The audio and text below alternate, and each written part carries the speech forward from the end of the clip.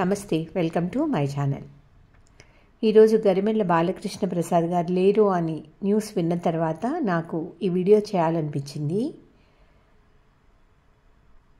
2007-8 వరకు కూడా నాకు ప్రసాద్ గారి పేరు కూడా నేను ఎప్పుడు వినలేదు. అప్పుడు మేము విజయవాడలో ఉండేవారం.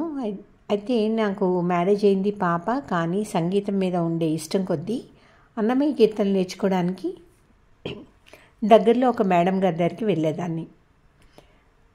ఒకరోజు మేడం అన్నారు, ప్రసాద్ గారు, గరిమెళ్ళ బాలకృష్ణ ప్రసాద్ గారు మన విజయవాడ లబ్బిపేట వెంకటరమణమూర్తి గుడికి వస్తున్నారు, కచేరీకి వెళ్దామా అని. అప్పటి వరకు నేను ఆ పేరు వినలేదు. కానీ మేడం చెప్పారు ఆయన కీర్తనలు చాలా బాగుంటాయని. అప్పుడు వెళ్ళడం జరిగింది.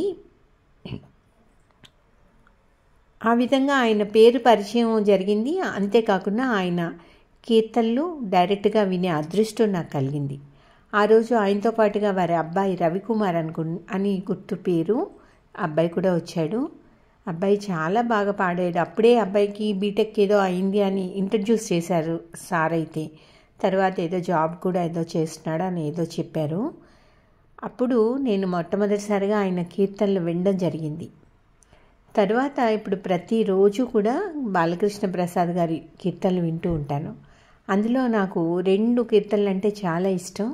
ఒకటి నారాయణ నీ నామమే గతీక, అది ఒకటి. ఇంకొకటి నమో నారాయణాయ నమో. రెండో కీర్తన వినేటప్పుడు నాకు తెలియకుండానే ఎందుకో కన్నీళ్ళు వస్తాయి. అది ఎందుకో తెలియదండి. ఆ సాంగ్ అంటే నాకు చాలా ఇష్టం. రిపీటెడ్గా వింటూ ఉంటాను ఆ 2 కీర్తనలు కూడా. ఆ విధంగా మనకు ఒక మంచి సంగీత నిధిని ఇచ్చి వెళ్ళిపోయారు ఆయన. ఆయన మన మధ్యలో లేకపోయినా ఆయన కీర్తనలు ఎప్పుడూ మనతో పాటే ఉంటాయి. మనం ఆయన కీర్తనలు ఉన్నన్ని సంవత్సరాలు ఆయన కూడా మనతో పాటే ఉంటారు.